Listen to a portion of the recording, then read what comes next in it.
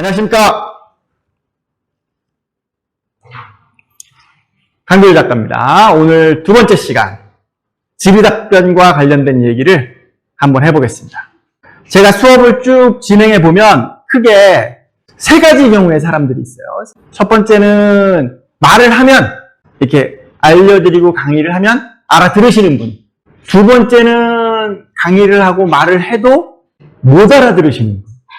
세 번째가 제일 큰 문제인데, 강의를 하고 설명을 했을 때 못 알아들었다는 사실을 못 알아듣는 분이 있어요. 이런 경우가 제일 고달프죠. 고달픕니다. 그러면 두 번째는 말로 하면 되죠. 알아들을 때까지 얘기하면 되니까. 세 번째는 어떻게 해야 될까요? 못 알아듣는다는 사실을 못 알아들을 때는 어떻게 해야 되느냐. 이게 티칭하는 사람들의 고민입니다. 이런 경우는 세게 얘기할 수밖에 없어요.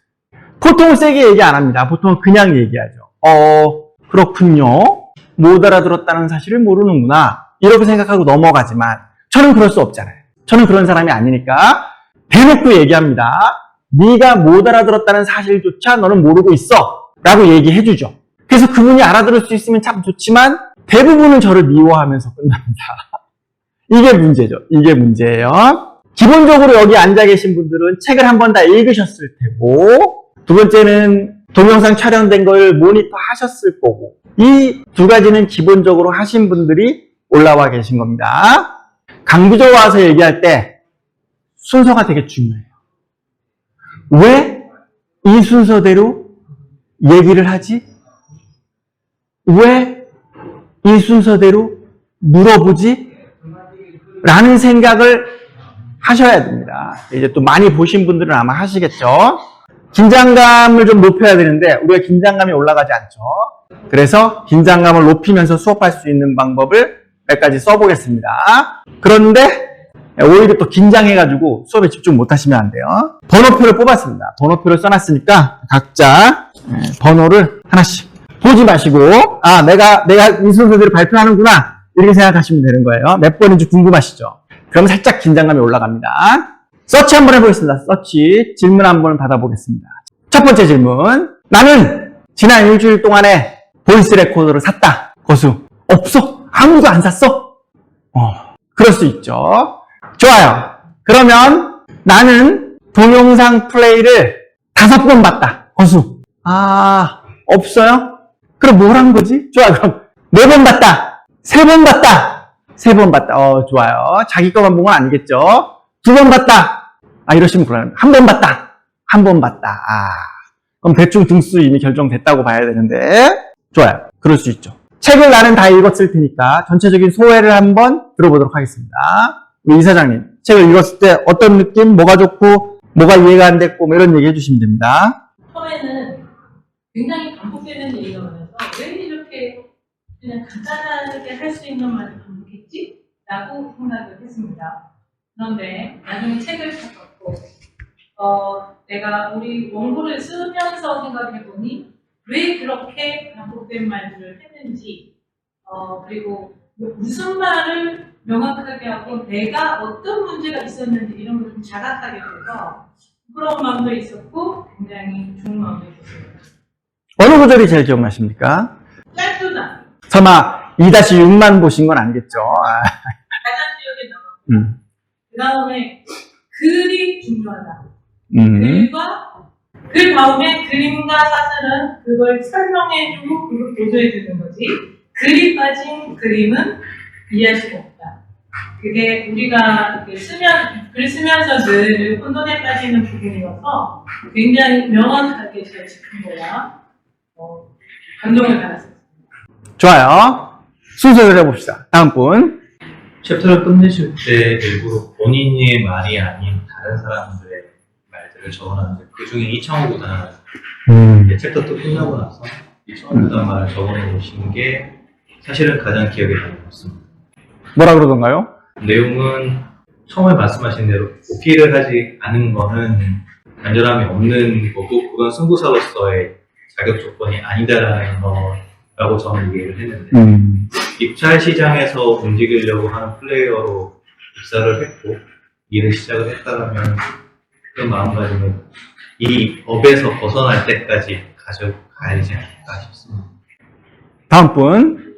그래서 나온 얘기긴 한데 일단 요약 짧게 할수록 좋다. 왜냐면 기술 영업 목적으로 이제 나가서 이야기를 하다 보면 그런 부분이 사설이 좀 주저리 되다 보니까 좀 집중도가 흐려진다라는 체감을 좀 많이 하고 그리고 이렇게 프레젠테이션을 라기보다는 이렇게 저희가 만든 자료를 발표하는 경우가 많은데 그런 거를 할 때 좀 뭐 이렇게 시선이나 제스처 이렇게 지적하시는 부분이 있었거든요. 테크니컬한 부분에 대한 좀 이야기. 그런 부분이 잘 안 되는 것 같더라고요. 제 스스로 봤을 때. 동영상을 봐도 조금 안 하려고 하는데도 이게 제 무의식적인 것들의 행위들이 좀 있어서 그게 좀 임팩트가 좀 있어요. 좋습니다. 오늘은 질의답변 시간을 할 거예요. 말 그대로 조금 난이도가 있습니다. 여러분이 실제로 이 시간이 끝났을 때 깜짝 놀랄 수도 있어요. 깜짝 놀랄 수 있습니다. 깜짝 놀라는 게 본인이 이제 생각하는 거죠. 내가 이 정도밖에 안 됐구나.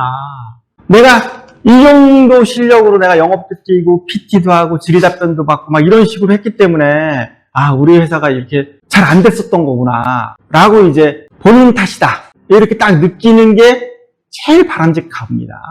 그 반대일 수도 있죠. 그 반대일 수도 있습니다. 사장님이나 이사장님이 발표하는 걸 보고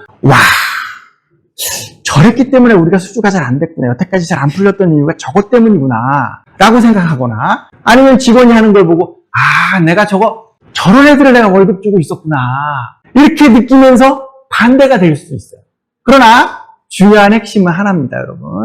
여러분 탓이에요. 내 탓이다라고 생각하는 게 제일 빠릅니다. 우리 실력을 보지도 않고 너무 무시하시는 거 아닙니까? 만약 질의답변 우리가 제대로 잘해내면 어떡하실 겁니까? 너무 고맙죠. 너무 고마운데 확률상 지금 전체적으로 제가 그래서 이 말을 제가 그냥 한 게 아니잖아요. 여러분 제가 하시기 전에 제가 간을 봤잖아요. 제가 간을 봤단 말이에요. 그 간을 봐서 이 말씀 드리는 거예요. 오늘 그렇게 높지 않습니다. 퍼센테이지가. 퍼센테이지를 해주시면 너무 고맙죠.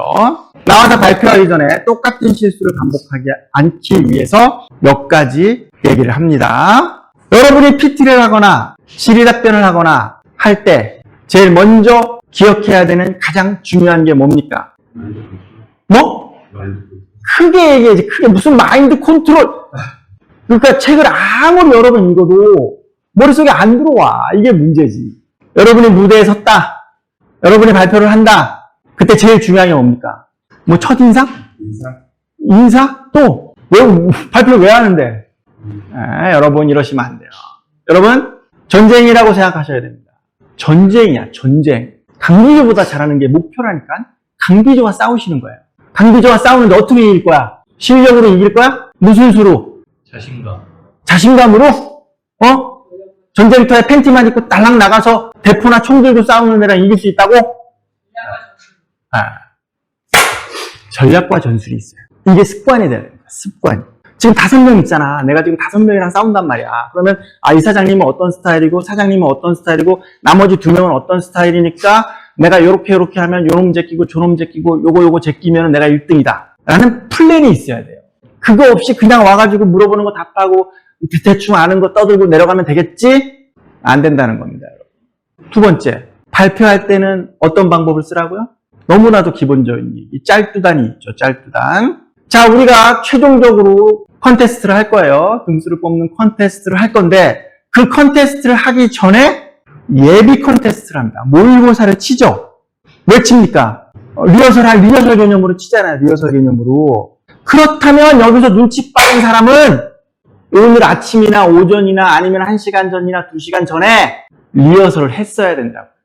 지금 이 컨테스트에 나오면서 리허설 하신 분 없죠? 그래서 1등이 되게 어려운 거예요. 가수가 잠실 주경기장에서 5일 내내 콘서트 합니다. 그러면 그 전날은 리허설 하겠죠? 5일 내내 리허설 합니까? 안 합니까? 해요. 저녁에 콘서트 하면 아침 일찍 나와서 리허설 하고 점심 먹고 와서 오전에 리허설 안 맞춰진 거 리허설 하고 그리고 무대로 들어가는 거예요. 그래서 콘서트 할 때는 가수가 너무너무 바쁘다라는 얘기를 하는 거 그거예요. 하루 종일 무대에 붙어 있기 때문에. 그래서 하루 종일 하는 거예요. 리허설을. 어제 했는데 어제 노래 불렀는데 오늘 왜 리허설 합니까? 프로는 그렇게 한다고요. 컨디션의 영향을 안 받기 위해서 하는 거예요. 그러니까 여러분 일정 레벨 이상 올라가면 내 컨디션을 조절하는 능력, 압박감으로부터 벗어나는 능력, 이런 것들이 굉장히 중요한 능력이 되는 거예요. 프로야구 선수, 프로축구 선수, 가수들에서 가장 중요한, 롱런하는 선수들의 가장 중요한 덕목이 뭡니까? 자기관리, 자기관리. 물 한 잔도 재서 먹는다. 옷 단위는 외식을 하지 않는다. 밖에서 밥 안 먹는다는 거예요. 왜? 염도, 단백질 이런 거 다 계산해서 먹어야 되는데 외식 안 한다니까. 물도 구단에서 주는 걸 안 마신다는 거예요. 나는 물을 재서 먹어야 되니까. 자기관리예요. 자기관리. 옛날에 있지로는 미국이 넓으니까 비행기 타고 쫙 돌아다닐 때 시합 당일날 점심은 무조건 항상 도미노 피자를 먹었어요. 왜? 미국 어디를 가도 똑같은 재료로 똑같이 만들어지는 게 도미노 피자밖에 없으니까 나는 도미노 피자에 몸을 맞추겠다 이거예요. 그래서 도미노 피자만 먹었습니다. 먹는 게 그만큼 중요하죠. 이거는 뭐 나중에 기회가 있으면 얘기하겠고. 그러면 두 가지는 됐죠. 여러분 마인드 컨트롤이 왜 중요하냐? 자, 똑바로 보세요. 저를 보세요. 진짜 중요한 얘기합니다. 마인드 컨트롤이 왜 중요하냐? PT는 그냥 하는데 질문은 상대방이 있어요. 이렇게 눈을 마주보면서 얘기를 한단 말이에요. 눈빛만 봐도 이 사람이 나한테 우호적이다, 우호적이지 않다, 나를 미워한다, 나를 싫어한다 이런 거 압니까? 모릅니까? 알 수 있죠. 나를 싫어하고 너를 격렬해 라고 하는 애가 막 쏘아붙이고 공격하면은 위축된단 말이에요. 아니면 반대로 흥분하죠. 이런 게 다 마이너스 요소가 됩니다. 그래서 마인드 컨트롤이 제일 처음에 나오는 거예요. 그래서 마인드 컨트롤에 같은 말 계속 하는 겁니다. 이거를 알고 있어야 돼. 내가 처한 상황이 이렇다라는 것을 알고 그거를 계속 극복해 나가야 된단 말이에요. 그게 되느냐 안 되느냐가 굉장히 중요한 요소입니다. 테크니컬한 면은 금방 쌓을 수 있어요.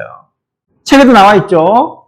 메시나 박지성만큼 공을 차는 애들이 없습니까? 있어요. 연습할 때 메시가 엄청나게 많죠. 연습장 메시. 시합장에만 들어가면 메시만큼 못하는 거야. 왜? 육체적으로 모자라서? 아니에요. 머리가 안 따라와서 그렇습니다. 성격이, 근성이 안 따라오는 거예요. 근성이 있는 사람이 이기는 겁니다. 제가 제일 좋아하는 일화가 있습니다. 장훈 씨가 이제 3,000안타를 기록했죠. 장훈 씨가 3,000안타 쳤을 때, 그때 이제 일본의 국기가 야구니까 기자단이 나가서 막 인터뷰합니다. 그때 그 엄마가, 장훈 선수의 엄마가 일본어에 능숙했음에도 불구하고 꼭 한국말로 인터뷰를 했어요. 그래서 일본인 기자들이 일본말 하십시오 하잖아. 일본말 해주세요. 그러면 못 알아듣는 척 했습니다. 그냥 일본말로 하는 거예요. 그 다음에 장훈 선수가 와서 홈런 칠 때 관중석에서 막 야유 보내고 막 이러죠. 그러면 장훈 선수는 빠따를 들고 관중석으로 올라갔어요. 그래서 빠따를 들고 그 관객의 대가리를 향해서 빠따를 내리쳐서 의자를 부쉈습니다. 징계 받았죠. 그런데 그 뒤로 장훈이가 눈빛을 줬을 때 장훈 선수한테 조센징이라고 야유하는 일본인은 없어졌어요. 죽을 수는 없으니까. 그래서 장훈 선수의 별명이 근성노남, 근성의 남자다. 이렇게 부르는 겁니다. 차별이 심한 일본에서 3,000안타를 친 대기록을 기록한 장훈 선수가 3,000안타를 치고 그라운드로 돌아서 들어올 때까지 무표정했다는 거예요. 이런 게 근성입니다. 평생 차별과 모욕과 멸시에 시달리지만 굴하지 않는 자세. 이게 근성이에요.